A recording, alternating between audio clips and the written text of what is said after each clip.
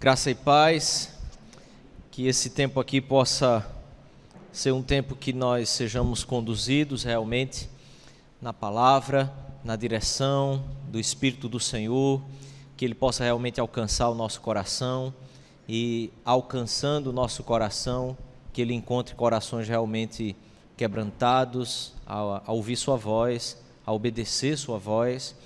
Eu quero chamar a todos vocês a nós continuarmos então aqui e vamos finalizar o capítulo 3. Você que nos visita, você pode voltar então os seus olhos e eu quero ainda pensar um pouco sobre o que conversamos pela manhã aqui e então nós podemos trabalhar aqui o versículo 14 e 15 do capítulo 3 de 1 Timóteo, essa exposição que estamos fazendo aqui durante esse mês tão especial em que o Senhor tem nos mantido, nos sustentado há um ano em que nós então organizamos a igreja e nós somos gratos a isso e por isso estamos estudando essa carta que o apóstolo Paulo orienta a Timóteo a conduzir a igreja, uma jovem igreja também, que é a igreja de Éfeso. Então, eu quero pedir que você leia comigo esses 2 versículos. Eu quero ler a uma só voz com vocês, todos nós juntos. E então quero orar mais uma vez para que o Senhor conduza nosso coração aqui, nos dê essa direção. E depois de orarmos, eu quero voltar um pouco sobre o que já afirmamos aqui no capítulo 1 ainda, para que então a gente possa trabalhar com mais clareza as verdades do que Paulo está nos trazendo aqui nesses 2 versículos, tá bom? Vamos ler comigo então. Escrevo-te essas coisas, esperando e ver-te em breve, para que, se eu tardar, fique ciente de como se deve proceder na casa de Deus, que é a igreja do Deus vivo, coluna e baluarte da verdade. Vamos orar mais uma vez, feche os seus olhos. Meu Pai, em nome de Jesus, nós rogamos ao Senhor, Tua direção aqui. Espírito de Deus, nos conduz a toda a verdade. A Tua palavra aberta, que ela, exposta, possa alcançar o nosso coração. Queremos ouvir Tua voz, não os nossos raciocínios, não as nossas ideias. Queremos ouvir o Senhor. Fala conosco, Pai, aqui. Fala ao nosso coração, nos conduzindo na direção, na vontade do Senhor. Em nome e por amor de Jesus que eu te peço. Amém, Pai. Uau.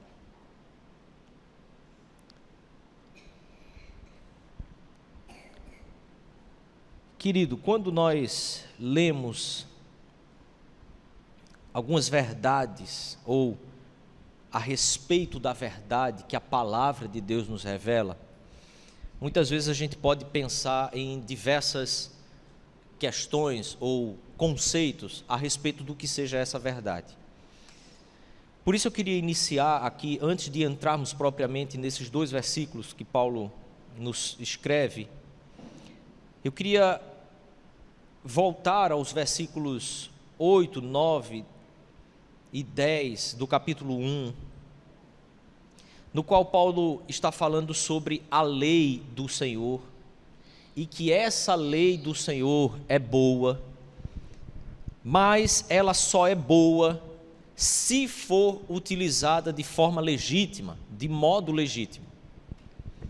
Ou seja, existe uma lei que em si é boa, e a lei do Senhor nos foi dada, porém, nós que a usamos, podemos usá-la de forma ilegítima, e o que muitas vezes acontece.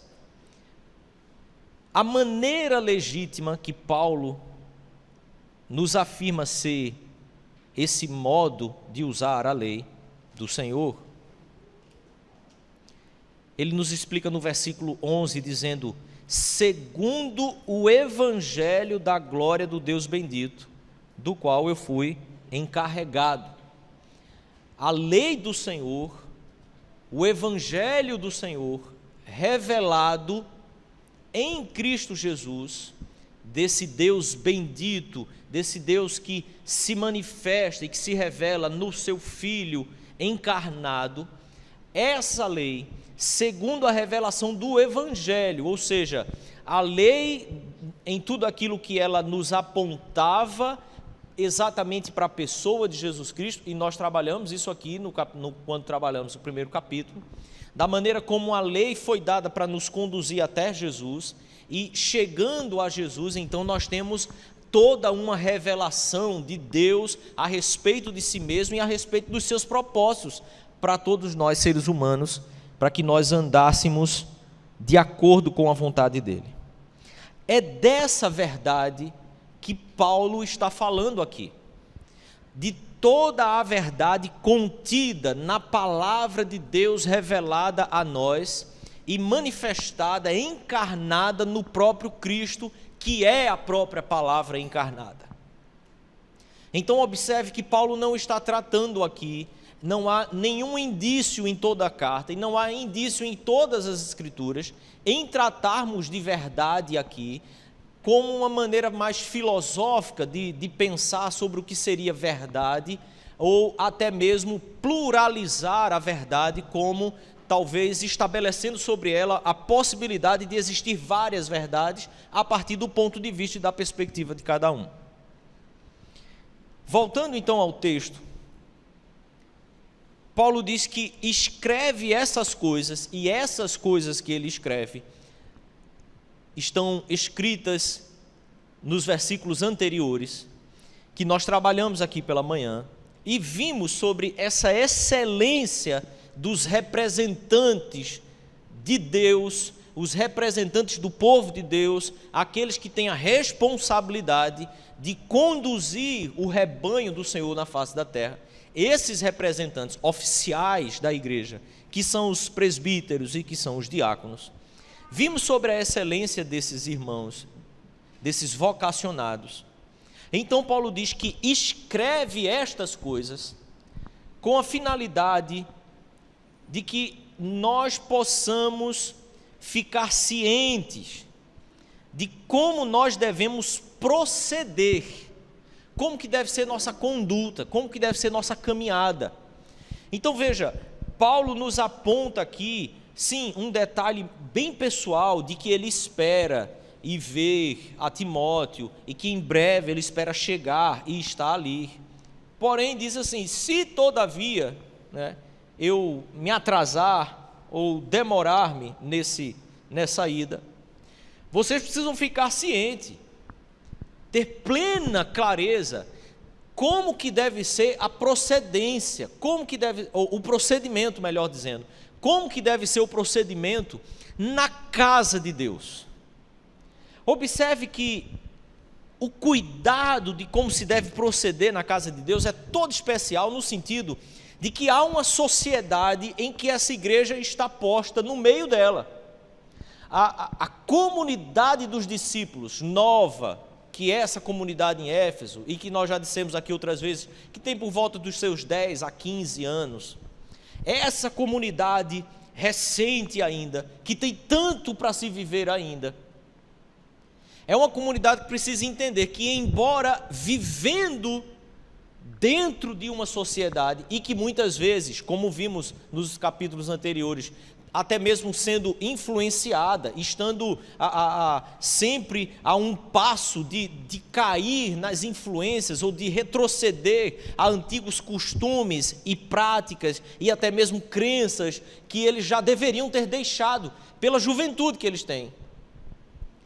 Paulo então nos orienta aqui de que, embora nós estejamos numa sociedade, embora nós estejamos vivendo e nos relacionando com diversos conceitos, diversas visões, diversas perspectivas de uma sociedade, há uma verdade somente que eu e você devemos entender, que está à nossa frente, que nos foi revelada, e que por isso também há uma forma de nos conduzirmos, de nos portarmos, de vivermos como casa de Deus. Observe então que a palavra casa aqui de Deus, que ele se refere sendo a igreja. A ideia de casa de Deus aqui é exatamente a mesma ideia do tabernáculo. É o local na face da terra onde a manifestação da glória e da presença de Deus se fazia de forma completa e onde todo o povo de Deus se direcionava àquele lugar, porque ali Deus manifestava-se para o seu povo e dava a orientação ao seu povo e nutria o seu povo, dava vida ao seu povo, e sempre, em toda a história, ainda que no tempo do tabernáculo, esse mesmo povo estava inserido em uma sociedade, com todas as influências, com todas as perspectivas que ela poderia ter e desenvolver, e até mesmo influenciar a igreja nessas perspectivas. Em outras palavras, o que Paulo está dizendo é que nós é que somos essa casa onde Deus habita, porque então, em seguida ele diz, casa de Deus, como proceder na casa de Deus, que é a igreja do Deus vivo. A palavra igreja, então, observe como há agora um contraponto que Paulo está fazendo, ou uma conexão com todo o conceito que Deus e toda a verdade que Deus tem para o seu povo na face da terra.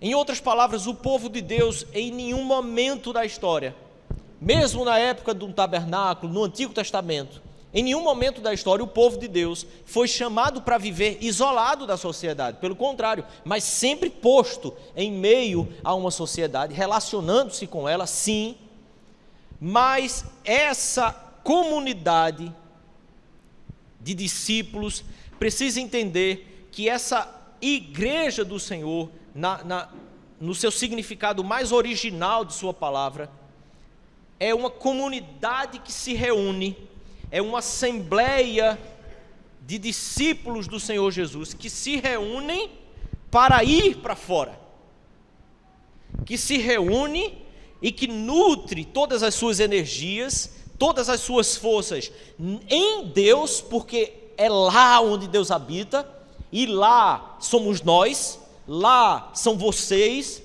lá é onde cada um de nós estamos reunidos em nome do Senhor Jesus, em volta da palavra que é Jesus, em volta da palavra revelada, em volta daquilo que Deus já nos revelou em toda a história. Então, essa igreja que se reúne, e que no momento em que se reúne, há uma presença especial do Senhor Jesus, e isso não é ficção, é realidade. O Espírito de Deus que já nos foi derramado, que já nos foi entregue, que habita em nós, quando nos reunimos, constrói uma habitação para que essa presença de Deus se faça de forma mais contundente, nos impactando, nos nutrindo, nos fortalecendo, para que sejamos realmente igreja no seu sentido mais pleno, que é dessa reunião de irmãos que se reúnem para que então possam ir para fora.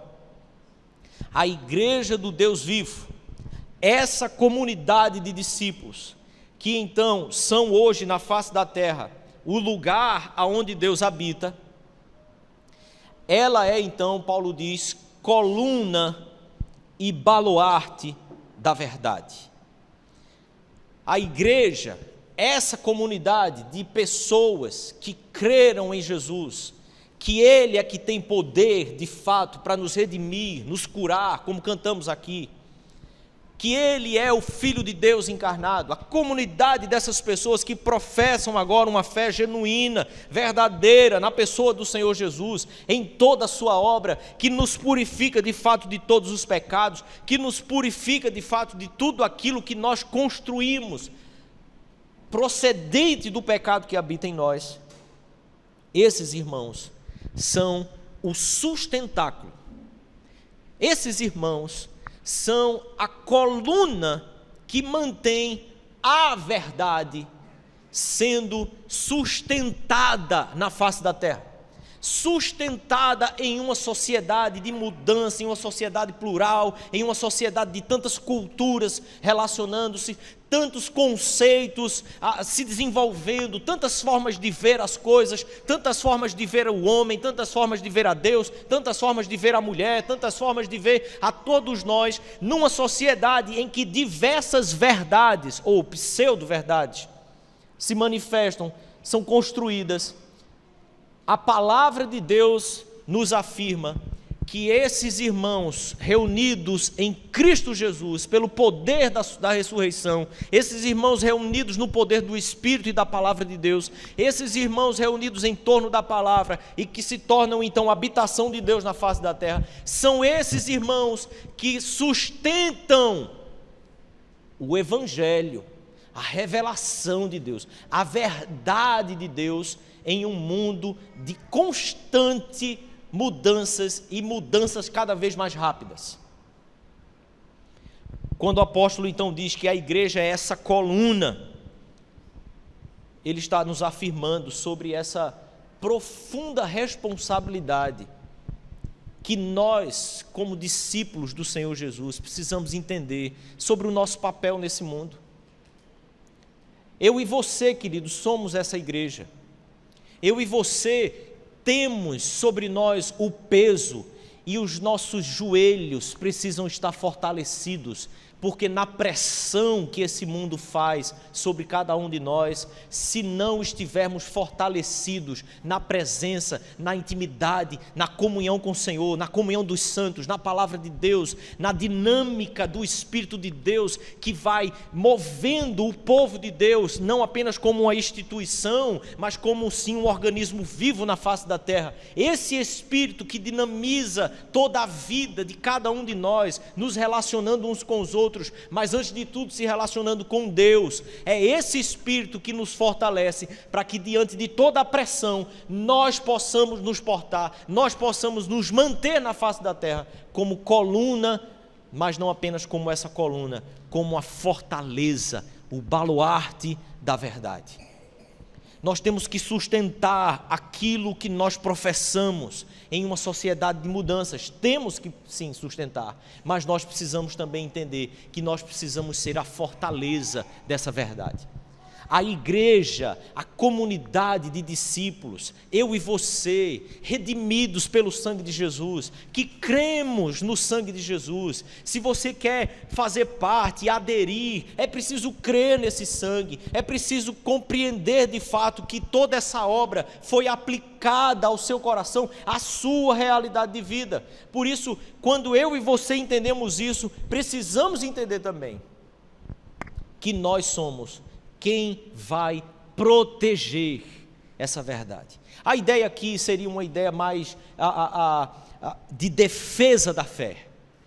A ideia de quem conhece de forma profunda, desenvolve uma caminhada, desenvolve um caminho no discipulado, no conhecimento da verdade revelada, da palavra de Deus, de Cristo Jesus, entendendo todo esse evangelho, que é o evangelho da glória do Deus bendito, como ele fala no versículo 11 do capítulo 1.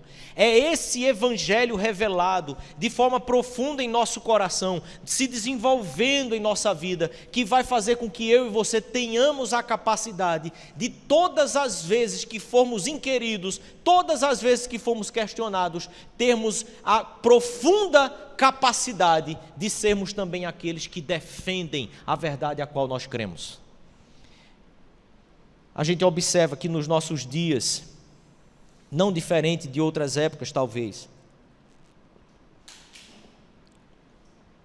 nos embates conceituais do que talvez seja verdade, do que seja vontade de Deus, do que a palavra revelada de Deus realmente possa significar. Muitas e muitas vezes, nós, embora participando de cultos, participando de comunidades cristãs, participando de muitas atividades até de igreja, muitas vezes nos encontramos profundamente despreparados, profundamente desassistidos ou profundamente desinteressados em realmente perceber quão profunda é essa realidade de que nós juntos, seguindo a Jesus, tendo Deus se revelando a nós cada dia, é que somos aqueles que no mundo vamos sustentar e proteger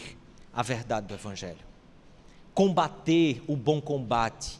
Combater esse combate que Paulo também chama a Timóteo a viver e a desempenhar. Combate firmado nela, o bom combate, mantendo uma fé. E é a fé exatamente naquilo que nos foi revelado. Uma boa consciência, uma consciência que passa pelo crivo de Deus, que tem segurança de que Deus está aprovando os seus caminhos. Porquanto alguns, quando rejeitam essa boa consciência, naufragam na fé. Não conseguem continuar a caminhada da fé, porque vão dissociando essa boa consciência na conduta e da aprovação dos seus próprios atos, também daquilo que nos foi revelado. A fé, a justiça de Deus, a graça de Deus, que nos foi dada pela obra de Jesus Cristo.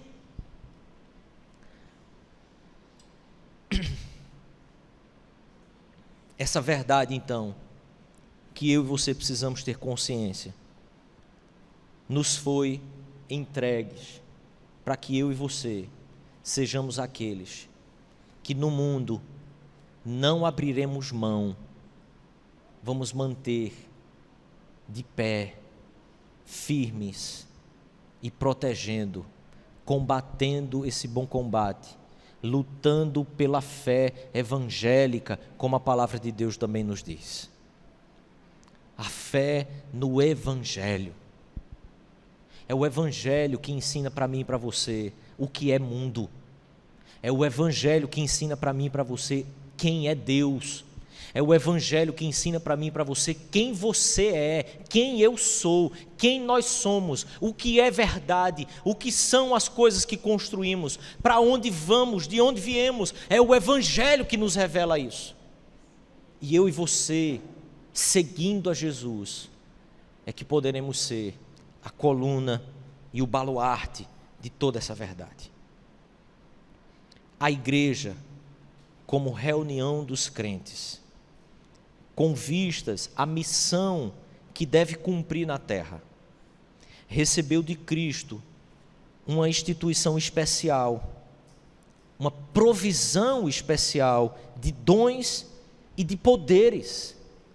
Eu e você não somos chamados a combater esse bom combate, a sermos a coluna e o baluarte da verdade, desprovidos de poder e de autoridade. O Senhor deu isso à sua igreja pela presença do seu Espírito e pela palavra inerrante que Ele entregou em nossas mãos e que eu e você temos acesso a ela todos os dias.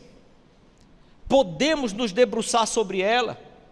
Os dons e os poderes, deu à igreja oficiais e deu à igreja serviços, através dos quais ela pode corresponder à sua própria vocação. Ele nos chama e nos entrega então toda a capacidade, todo o poder, toda a autoridade a assumirmos de fato uma postura na face da terra de quem conhece a esse Deus e de que tem um compromisso com esse Deus, porque Ele nos redimiu. Por isso a relação que temos nessa sociedade é uma relação de consciência clara, de missão, de alguém que está aqui para anunciar, para defender, para sustentar e se manter de pé em uma sociedade que está em constante mudança, mas que nós temos a verdade revelada em nossas mãos, cremos nela. Por isso a nossa postura precisa ser uma postura firme, uma postura convicta, para que então nós possamos com firmeza sustentar e com convicção fazer a defesa da fé que nós realmente cremos, ou que realmente temos. Eu queria então afirmar aqui que nós devemos dar uma devida atenção, após termos visto sobre esses oficiais, sobre os presbíteros e diáconos, as qualidades que eles precisam desenvolver, quanto às esposas desses homens, dessa liderança espiritual da igreja. E vermos que tudo isso que Paulo nos orienta aqui, é para que a igreja, ainda que nova, ainda que jovem, possa adquirir uma consciência profunda da responsabilidade que está sobre ela, nessa luta e nessa sociedade que nós fomos inseridos. Eu quero afirmar aqui que o zelo na escolha de homens excelentes na palavra se dá pelo fato de que eles terão que sustentar. Paulo então diz que escreve todas essas coisas para que nós possamos saber como proceder na casa de Deus, porque a casa de Deus, que é a igreja, é exatamente a coluna e a fortaleza da verdade que nos foi revelada. Por isso observe, querido, que como igreja, por mais jovens que sejamos, por mais imaturos que sejamos em toda uma caminhada que nós temos para desenvolver, a palavra de Deus chama a mim e chama a você a entender que nós não estamos brincando na face da terra, que nós não estamos fazendo de conta que temos alguma coisa a fazer, que quando nos reunimos para cultuar o Senhor, isso não é história da carochinha, isso não é um passatempo. Nós estamos nos reunindo para ser fortalecidos no Senhor e que as escolhas de lideranças, de líderes espirituais na caminhada cristã precisa ser muito bem avaliada, precisa ser séria, precisa ser com uma conduta muito ilibada de cada um que participa da escolha, mas também daqueles que serão escolhidos. Podemos ser uma igreja que se movimenta talvez de forma mais leve, que se movimenta talvez de forma um tanto quanto diferente na sua estrutura, sim. E essas são as mudanças que podem e são muito bem-vindas em acontecer numa sociedade de constante mudança. Mas a verdade, a essência desse corpo, ela jamais mudará, porque ela é o Evangelho, e o Evangelho não muda. Por isso o zelo nessa escolha de homens excelentes, é exatamente porque há algo muito grande a se sustentar, há algo de muito valor a se preservar nos nossos dias. E aqui eu quero voltar, quando ainda no primeiro capítulo nós tratamos sobre a conduta que nós muitas vezes tanto priorizamos e queremos pensar nas formas, nas atividades que possam ser talvez mais atrativas, que possam comunicar de forma melhor. Essas coisas são boas e são bem-vindas, porém, nós não podemos desprezar a sã doutrina, que é a única que vai poder nos conduzir então a desenvolver boas condutas. Por isso, querido, não importa a sua idade, não importa se você gosta do que é novo ou não gosta, o que importa é se a sã doutrina, o Evangelho, a palavra de Deus nos conduz e é a essência de todo o movimento que estamos fazendo. Porque não podemos nos movimentar apenas pelo que é novo, não podemos nos movimentar apenas porque a coisa é atrativa em si, temos que nos movimentar debaixo de uma convicção, porque nós temos a responsabilidade de sermos, na face da terra, a coluna e o baluarte da verdade. Se a nossa postura passa a ser uma postura negligente, nós perderemos nessa caminhada, nós vamos recuar, nós vamos ser derrotados. Eu e você precisamos entender que não estamos brincando de sermos igreja. Nós estamos caminhando debaixo de uma responsabilidade profunda e séria. E não importa o quanto tempo você tem nessa caminhada, se você se tornou um discípulo, alguém que caminha com Jesus, você tem essa responsabilidade sobre você. Mas em segundo lugar, eu quero pensar que a vida de piedade e reconhecimento da palavra que devemos buscar é o único caminho para proteger a doutrina saudável no mundo de constante mudança e corrupção. Ficou grande? Eu quero explicar, por isso que eu deixei aí. Quando eu e você entendemos que há uma verdade que foi revelada em Cristo Jesus e que nós podemos ou precisamos sustentar, há um perigo imenso de acreditarmos que o simples intelecto, o simples debruçar-se sobre verdades, sobre doutrina, sobre teologia, que o aprofundamento em todos esse conhecimento, somente isso vai nos dar a capacidade de defendermos a fé, de lutarmos pela fé. Mas o que traz de fato força, vitalidade e capacidade, e que está conectado com o que Paulo falou a respeito da vocação ou das qualidades do presbítero, ele precisa estar apto a ensinar, e ensino numa perspectiva de discipulado e não apenas de transmissão de informação, como nós adquirimos esse conceito no mundo ocidental.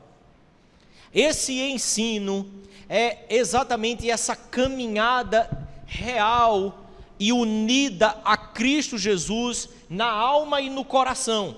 Não apenas o intelecto fazendo conexão de informações, mas aquelas informações descendo de forma a ser aplicada pelo Espírito de Deus ao seu coração e ao meu coração. É isso que traz vitalidade, é isso que traz energia para a nossa vida, é isso que traz o poder da autoridade que a igreja tem em Cristo Jesus. É essa vitalidade que faz com que a gente não recue, é essa convicção de espírito que se dá numa caminhada de oração, de conhecimento da palavra, de meditação nessa palavra diária. É essa convicção que nos dá todo o poder. É uma vida de piedade, conhecimento da palavra sendo aplicada à nossa realidade e não apenas a um intelecto em que nós queremos talvez combater verdades ou mentiras, melhor dizendo, que o mundo possa estar construindo, e você tenta por um caminho apologético tentar defender a fé em que você crê.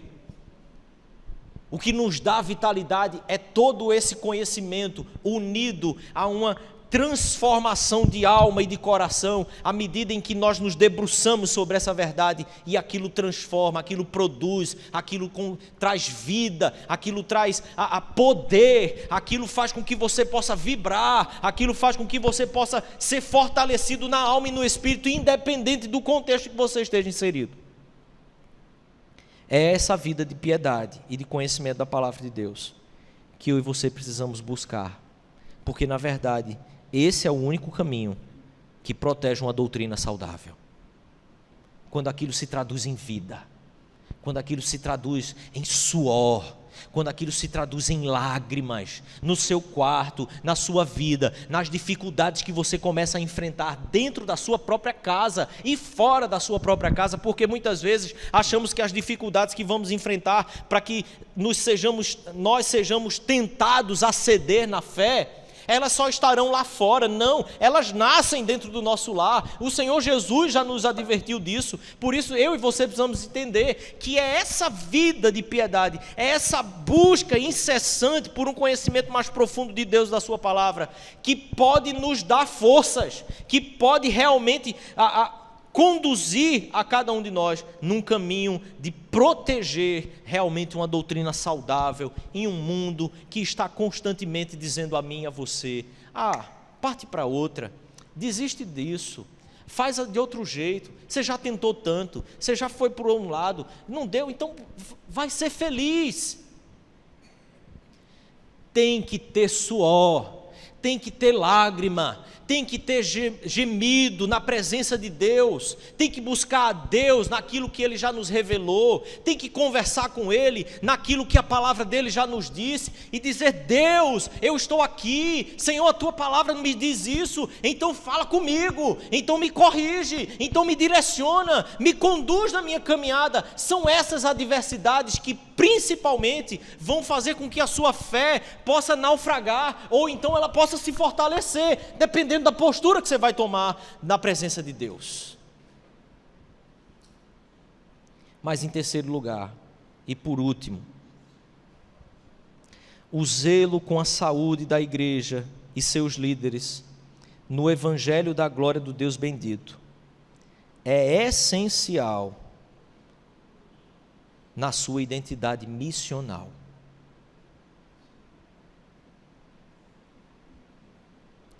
Esse zelo que nós precisamos ter por uma liderança saudável, homens íntegros, homens piedosos, que temam a Deus, que amem a Deus, acima de qualquer coisa. O zelo por uma revelação da palavra de Deus, por um empenho na busca da palavra de Deus. Homens que não estejam mais interessados ou motivados pelas coisas diferentes que possam acontecer na sociedade, mas pela essência que a palavra de Deus tem, pela glória desse evangelho, esse evangelho bendito de Deus Pai, que nos amou, que nos resgatou em Cristo Jesus. Esse zelo é que de fato pode nos manter em uma missionalidade no mundo em que eu e você estamos inseridos. Não são inovações que mantêm a nossa alma cheia de vida e de poder no Espírito. Não são as parafernálias que nós podemos usar, não são as luzes que podem enfeitar o nosso cenário. Nada disso importa para Deus. Deus não se impressiona com as luzes, Deus não se impressiona com nada disso. Eu gosto disso, você gosta? Eu gosto. Tem problema em gostar disso? Não tem. Mas o zelo, o empenho, o amor, tem que estar na palavra de Deus revelada. É amar essa palavra que faz com que eu e você levantemos durante a manhã e a gente possa ser compungido pelo Espírito de Deus a entender o papel que nós temos como discípulos do Senhor Jesus na face da terra. Se Deus nos dá homens com esse zelo, e se nós não conseguimos zelar por esses homens, para onde nós vamos caminhar na face da terra? Absorveremos todas as influências, sem nenhum critério, sem nenhum filtro. Se nós não entendermos a importância desses homens, zelando pela palavra de Deus, e se não entendermos a importância que eu e você temos em zelar por uma palavra e uma devocionalidade, pensar na missão que temos na face da terra será injusto, porque não teremos forças para sustentar toda a responsabilidade que temos como igreja, como tabernáculo do Senhor na face da terra. Coluna, baluarte da verdade. Líderes piedosos e que amam a Deus e a sua palavra, forjam na comunidade dos discípulos homens e mulheres que amam a Deus e a sua palavra. E isso nos move em uma missão constante, diária e que só terá fim na volta do Senhor Jesus Cristo. Eu e você precisamos entender, é a palavra que nós devemos de novo buscar.